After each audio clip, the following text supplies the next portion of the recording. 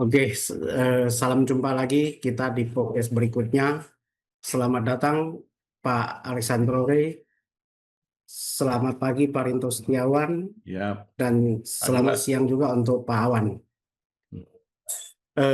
Hari ini kita akan membahas topik SDA versus kontribusi terhadap APBN ya.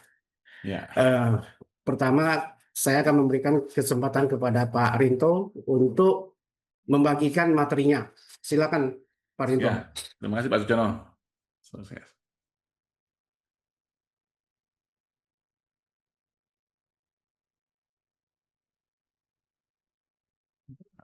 Pak.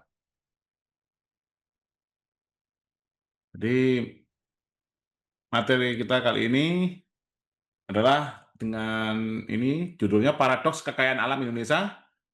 Mengapa negara kaya raya dibiayai oleh pajak rakyat?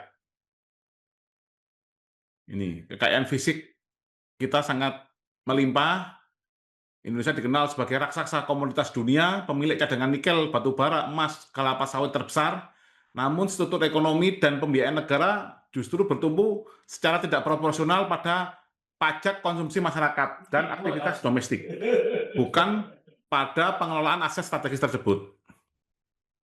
Ini adalah data yang tim IWPI gali mulai dari 2016 sampai 2025. Ini yang atas adalah data penerimaan pajak, yaitu tahun 2016 itu 1,284 triliun, berbandingannya dengan pendapatan SDA 64,9 triliun. Di 2025, pajak 2.387 triliun, SDA 230,1 triliun. Rata-rata pendapatan pajak itu di 79,55 atau 80%, untuk SDA rata-ratanya 7,61%. Memasuki 2024-2025, kontribusi SDA semakin menyusut ke angka 7-8%. Sementara beban pajak masyarakat meningkat melampaui 83%. Ini economic topography map. Nah, ini batu bara itu produksinya bisa sampai 817 juta ton tahun 2025, penyumbang terbesar PNBP Minerba. Namun lebih dari 60% langsung diekspor dalam keadaan mentah batu bara kita. Migas cadangan vital yang masih menjadi salah satu pilar utama. Cuman kita ketahui sebagian besar minyak kebutuhan ini ya, minyak bumi atau bahan bakar kita masih impor. Nikel, yaitu nikel cadangan terbesar dunia, pusat gravitasi industri baterai EV masa depan. Produksi biji nikel mencapai 320 juta ton. Emas dan tembaga, ini rumah bagi tambang terbesar dunia, dengan produksi emas menembus 81 ton per tahun. Bauksit dan timah, bahan baku kritikal aluminium dan elektronik global. Ini untuk economic topography map untuk surface dan ocean weight. Ini terkait dengan pertanian, yaitu kelapa sawit menyumbang produsen absolut nomor 1 dunia dengan lebih dari 51 juta ton, menghasilkan puluhan miliar dolar devisa. Kehutanan, pemilik hutan tropis terbesar ketiga di dunia, kayu, rotan, karet, dan alam. Kelautan dan perikanan, negara kepulauan terbesar, potensi raksasa pada tuna, udang, rumput laut yang belum terkapitalisasi optimal.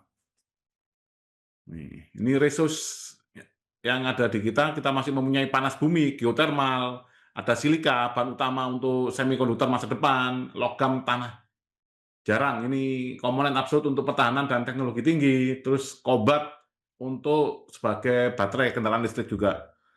Nah, ini di mana posisi Indonesia di mata dunia? Ini data yang kami peroleh, ini Singapura memang pendapatan melalui sumber daya alamnya nol. Kalau Indonesia sumber daya alam menyumbang cuma 7,6%. Namun yang kita ketahui, Kuwait 84%. Jadi pendapatan APBN-nya 84% dari sumber daya alamnya. Qatar 78%, Arab Saudi 55%. Posisi Indonesia sangat unik dan ironis. Kita memiliki kekayaan alam setara Timur Tengah, tetapi membebankan pajak kepada rakyat layaknya negara tanpa sumber daya alam, seperti Singapura. Ini penerimaan negara langsung. Ini 1.100 devisa total dari sawit, batu bara, ferroalloy. Ini 1.100 triliun devisa versus penerimaan negara. Presiden Prabowo Subianto menyoroti sebuah realitas tajam. 3 komoditas utama saja mampu menghasilkan devisa 1.100 triliun per tahun. Kekayaan itu nyata, diekstraksi secara masif dan menghasilkan uang. Namun, mekanisme penangkapan nilai oleh negara SDA non-pajak terputus dan gagal masuk ke APBN secara profesional. Ini banyak dinikmati oleh oligarki. Ini the value liquid pipeline. Ini ekspor bahan mentah. Nah, gambarnya seperti ini, Indonesia. Ada ekspor bahan mentah, ya ini keuntungan asing dan nilai tambah manufaktur global. Ini yang menikmati keuntungan tersebut adalah asing dan ini apa? Manufaktur global. Akar masalah rendahnya penerimaan yaitu ekspornya kita adalah melalui bahan mentah, menjual tanah dan batuan dasar, membiarkan nilai tambah berkali-kali lipat dinikmati oleh negara pengolah, dominasi asing. Puluhan tahun aset strategis dikelola oleh pihak luar dengan modal dan teknologi dominan. Negara hanya menerima sisa royalti yang minimal. Nah, ini contoh di nikel. Ini kalau tahap pertama yang kita ekspor hanya biji nikel. Kalau tahap kedua diolah melalui smelter atau ferronikel. Tahap ketiga baru kita ekspornya melalui baterai EV. Nah, kalau tahap keempat ini contohnya kita bisa langsung memproduksi kendaraan EV-nya. Hilirisasi bukan sekedar melarang ekspor, ini adalah rekayasa struktural untuk memaksa kapital dan teknologi menetap di dalam negeri, menciptakan pajak korporasi, devisa, dan lapangan pekerjaan. Nah, ini apa yang harus dilakukan? Ini harus penguasaan strategi nasional, memperkuat BUMN dan memperbaiki kontrak konsesi agar porsi keuntungan negara menjadi mayoritas. Yang kedua adalah hilirisasi industri total, menghentikan pendarahan nilai dengan melarang ekspor komoditas mentah secara bertahap di semua sektor, minerba, perkebunan, dan kelautan. Yang ketiga adalah kemandirian teknologi, memaksa transfer teknologi dari entitas asing ke domestik agar tidak selamanya bergantung pada operator luar. Ini dimensi pengelolaan, paradigma lama, bentuk komoditasnya itu bahan dasar atau mentah. Kalau paradigma baru, harus produksi yang bernilai tambah, seperti baterai, EV, dan lain-lain. Sumber utama APBN. Dulunya pajak konsumsi dan penghasilan masyarakat, sekarang harus dari keuntungan SDA dan pajak industri turunan. Aktor pengelola, dulunya dominasi asing, modal, dan teknologi luar, sekarang harus penguasaan strategis nasional atau BUMN. Penerimaan negara, royalti, dan bagi hasil minimal hanya lebih kecil dari 10%, paradigma baru, nilai tambah ekonomi, devisa ekstra, pajak korporasi berkelanjutan. Ini mengembalikan kekayaan untuk kesejahteraan. Kekayaan alam Indonesia harus dikembalikan ke fungsinya yang sejati, yaitu sebagai tulang punggung utama pembangunan nasional dan kesejahteraan rakyat. Dengan penguasaan mandiri dan hilirisasi agresif, negara dapat melipat gandakan penerimaan dari SDA sehingga ketergantungan yang membebani rakyat melalui pajak dapat segera diakhiri. Nah, seperti itu Pak Sujono. Jadi ini kita akhirnya bisa melaksanakan pasal 33, yaitu ini ya, bumi, air, dan kekayaan terkandung dalamnya dikelola oleh negara untuk sebesar-besar kemakmuran rakyat. Terima kasih. Ya, terima kasih pemaparan luar biasa dari Pak Rinto. Ini membuka mata kita ya. Paradoks negeri Konoha. Ya, Berlimpah SDA, tetapi pajak 80% dibayar oleh masyarakat. Ini ibaratnya tikus mati di dalam lumbung. ya. Ya kan? Ini kita akan menanyakan kepada Pak Rey ini, paradoks negeri kita ini, di mana kekayaan sumber daya alam yang begitu berlimpah tidak mampu dinikmati oleh rakyat Indonesia melalui APBN. Jadi APBN kita ini kan 80% mengandalkan dari masyarakat, ya. Saya ingin minta pendapat Pak Rey dari segi fiskal ya, perpajakan tentang kebijakan ini. Apa yang harus kita lakukan sehingga SDA ini berkontribusi lebih besar terhadap APBN kita? Silakan Pak Rey. Baik, terima kasih Pak Sujono, Pak Rinto. Topik seperti ini memang sudah sering didiskusikan ya dan dibicarakan. Tapi memang tidak ada solusinya, ya. Kenapa? Karena niatnya atau goodwill-nya itu memang tidak ada, ya. Jadi kalaupun kita mendiskusikan ini berkali-kali, ya tetap tidak terjadi perubahan, ya. Maka sangatlah benar apa yang disampaikan oleh Lee Kuan Yew. Yang paling penting itu adalah goodwill-nya dulu. Kalau ada goodwill, ada integritas. Lahirlah integritas. Kalau ada integritas, maka semuanya bisa berjalan. Nah, sehebat apapun rencana kita ya untuk menjadikan SDA ini sebagai backbone kesejahteraan rakyat, itu akan sulit realisasi. Kenapa? Karena mindset kita adalah bagaimana memperkaya diri sendiri, bukan memperkaya bangsa ini. Itulah perbedaan yang sangat signifikan begitu ya. Kalau Lee Kuan Yew bisa memajukan Singapura ya dengan SDM-nya, kenapa Indonesia tidak bisa maju dengan SDA-nya? Ya, ini kan pertanyaan yang sangat ironis gitu ya. Kalau andai kata Lee Kuan Yew itu dipindahkan ke Indonesia, saya nggak bisa bayangkan Indonesia itu seperti apa sejahteranya. Karena Singapura nggak punya apa-apa, kan begitu ya. Nah, bahkan Singapura itu bisa tanda petik mengontrol negara-negara tetangga termasuk Indonesia, begitu ya. Ya, ada yang mengatakan pernah Pak Sujono, Pak Rinto, katanya Singapura itu hidup dari orang-orang Indonesia. Singapura itu hidup dari uang-uang orang Indonesia. Kan begitu. Tapi pertanyaannya begini, kenapa orang Indonesia menaruh uangnya di Singapura? Kenapa nggak di Indonesia? Itu artinya regulasi kita, iklim usaha kita itu kan memang tidak kondusif. Ya, itu yang harus dibenahi kan terlebih dahulu supaya kemudian Indonesia itu menjadi tempat yang sangat kondusif, yang para pelaku usahanya, pebisnisnya memutuskan untuk menempatkan dananya, usahanya di Indonesia. Ya, nah yang saya mau tekankan sekali lagi adalah kenapa Singapura bisa, Indonesia tidak bisa, ya. Kalau kalau mengenai statistik yang Pak Rinto sampaikan tadi, SDA versus SDM, itu sudah kita akui bahwa negara makmur dan sejahtera itu pasti karena SDA-nya. Sama seperti negara-negara Middle East atau Timur Tengah, ya. Mereka hidup bukan dari pajak rakyatnya, tapi memang dari sumber daya alamnya.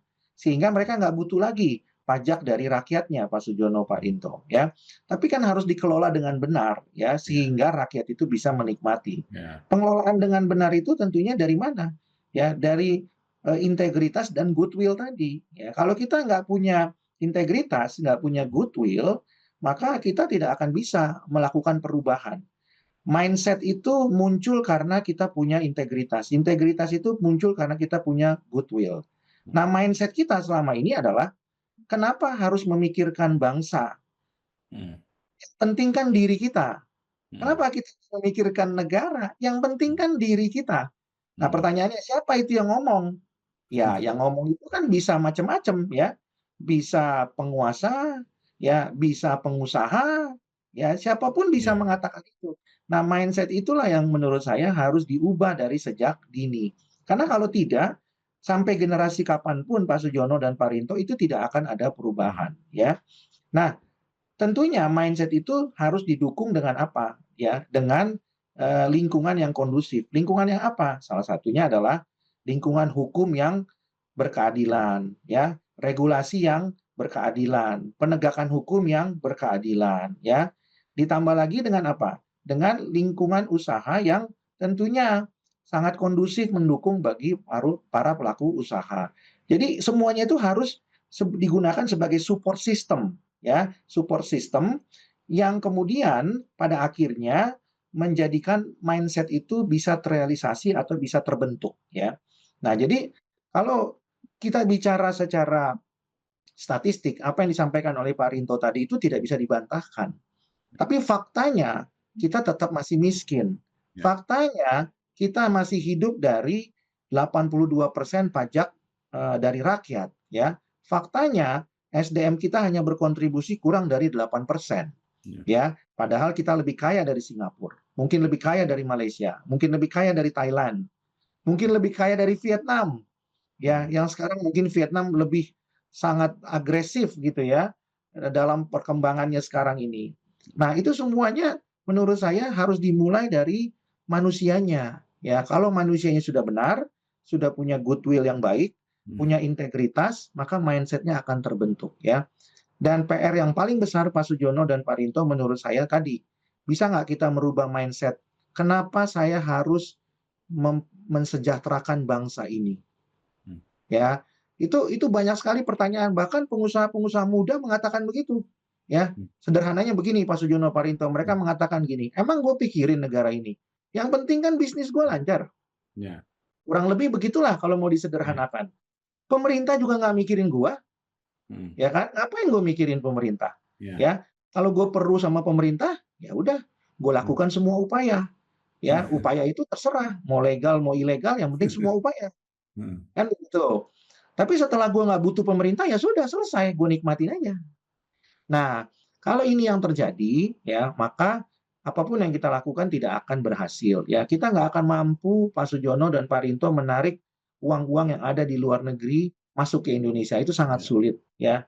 Nah, kemarin Pak Menteri mengatakan kita akan tarik uang di luar negeri masuk ke Indonesia. Itu susah juga menurut saya, ya. Kenapa? Karena mereka juga belum yakin ya dengan apa yang kita kerjakan sekarang ini. Jadi SDA kita itu satu fakta yang tidak terbantahkan, tapi SDM kita yang punya masalah cukup besar, ya. Dan kalau kita hidup dari SDM, maka konflik ini Pak Sujono dan Pak Rinto tidak akan berkesudahan. Nah, kalau orang awam nyebutnya begini, ya sampai kiamat kayaknya kita begini-begini aja, Pak. Ya, bukannya kita pesimis, bukan. Tapi kalau tidak ada upaya konkret, maka akan ada prediksi. Prediksinya akan seperti itu. Maka saya menghimbau supaya ada upaya konkret, ya. Upaya konkretnya apa? Ya tadi, salah satunya adalah mindset daripada penguasa dan pengusaha untuk sama-sama merubah, ya. Mempunyai integritas, ya, mempunyai goodwill, Pak. Jangan kemudian contoh misalnya ya Pak Rinto, Pak Sujono, penguasa itu kadang suka berpikir kan, mumpung saya menjabat, kapan lagi? Nah, ini juga jadi mindset yang harus diubah. Maksudnya apa coba? Mumpung saya menjabat, nah kapan lagi? Misalnya, itu kan mindset yang harus diubah. Pengusaha juga begitu. Mumpung saya kenal pejabat, kapan lagi? Nah, mumpung saya kenal loh, kapan lagi? Kan saya bisa gunakan networking itu, ya kan? Nah, jadi mindset-mindset itulah yang kemudian harus diubah ya. Dengan demikian ya SDA kita punya peran lebih besar daripada SDM. Yang sekarang ini SDA-nya perannya sangat sedikit sekali ya, tapi yang diperes adalah SDM-nya. Maka Pak Sujono dan Pak Rinto menurut saya kita akan terus berkonflik rakyat dengan penguasa. Padahal penguasa itu adalah pelayan rakyat. Jadi antara pelayan dengan tuannya akan terus berkonflik, ya. Antara bos dengan anak buah terus berkonflik, ya. Sampai kapan? Ya sampai nggak ada batasnya. Kenapa? Karena yang ditekankan adalah SDM yang terbatas, bukan SDA yang melimpah. Nah, SDA yang melimpah ini bagaimana nasibnya? SDA yang melimpah itu adalah dikuasai oleh mereka-mereka yang tadi mindsetnya, ya. Mumpung saya menjabat, kapan lagi? Mumpung saya kenal pejabat itu, kapan lagi? Nah, SDA itu dikuasai oleh orang-orang yang punya mindset itu, ya, dan tidak mungkin akan mengalir kepada SDM-SDM atau rakyat yang jumlahnya lebih besar ya dari pejabat dan penguasa yang punya mindset tadi. Pejabat dan penguasa yang punya mindset tadi itu jumlahnya tidak lebih dari 1%. Ya, sementara yang 99% itu akan dijadikan ATM begitu ya tanda petiknya atau dijadikan sebagai sapi perahan untuk bisa menjalankan roda negara ini ya. Sementara orang-orang yang punya mindset tadi, penguasa dan pengusaha tadi itu adalah mereka yang menikmati ya justru SDA yang sangat melimpah itu. Nah, oleh karena itu saya mendukung supaya kita yang berada di 99% itu mungkin ya harus juga punya mindset yang berubah ya. Mindset yang berubahnya bagaimana? Ya, memang kita berharap pemerintah bisa melakukan perubahan, pengusaha juga bisa melakukan perubahan. Tapi sebagai rakyat kita juga harus melakukan perubahan. Artinya apa? Artinya kita juga harus punya batasan-batasan ya. Contoh misalnya, saya sangat mendukung supaya setiap keluarga di Indonesia itu dibatasi jumlah keluarganya, seperti di China misalnya, ya. Misalnya satu keluarga dengan satu anak misalnya. Kenapa? Karena kita tahu pemerintah kita akan sulit sekali untuk membantu kalau satu keluarga punya lebih dari 5 anak. Bagaimana pendidikannya? Bagaimana kemudian kualitas hidupnya gitu. Sementara kita masih berjuang untuk memperbaiki pengusaha dan pejabat yang tadi itu, yang 1% tadi itu. Maka kita juga harus bijaksana gitu ya untuk bisa mempersiapkan paling tidak keluarga kita masing-masing atau diri kita masing-masing. Karena apa? Karena yang terjadi penguasa dengan rakyat terus berkonflik. Yang terjadi antara bos dengan majikan dengan pelayan atau pekerjanya atau asisten rumah tangganya terus berkonflik gitu ya. Nah, jadi itu salah satu juga yang bisa kita lakukan. Kalau kita berharap terus dari pemerintah, ya bisa, itu idealnya iya, tapi kan perlu waktu. Tapi sambil menunggu waktu itu kita juga harus mempersiapkan diri. Karena kalau SDM kita rendah juga, kita akan lebih mudah lagi untuk dieksploitasi, dimanfaatkan, bahkan mungkin juga diadu domba, ya. Nah, jadi yang saya mau katakan, mari kita sama-sama mempunyai mindset yang berbeda, yang positif, ya. Sambil kita juga mempersiapkan diri kita dari keluarga yang paling kecil atau lingkup yang paling kecil, unit yang paling kecil, pribadi-pribadi, keluarga-keluarga, kemudian masyarakat, ya. RT, RW harus melakukan perubahan, ya. Jangan melakukan hal yang sama terus, same old thing kata orang gitu ya, kata Paman Sam, ya. Nah, jadi harapan berikutnya adalah tolonglah ya pemerintah juga menyampaikan kepada masyarakat bahwa SDA kita itu disampaikan secara transparan begitu ya. Jangan kemudian disampaikan secara secara manipulatif begitu ya. Karena SDA kita itu sebenarnya banyak, tapi tidak disampaikan secara terbuka ya, tapi disampaikan secara manipulatif ya. Dan salah satu caranya yang disampaikan begini, kita nggak mampu mengelola itu, maka kita minta asing mengelola itu. Karena kita nggak mampu, kita dapatnya sedikit. Nah, itu juga salah satu caranya tuh. Nah, pertanyaannya kenapa kita nggak mampu? Lagi-lagi kan masalah SDM lagi.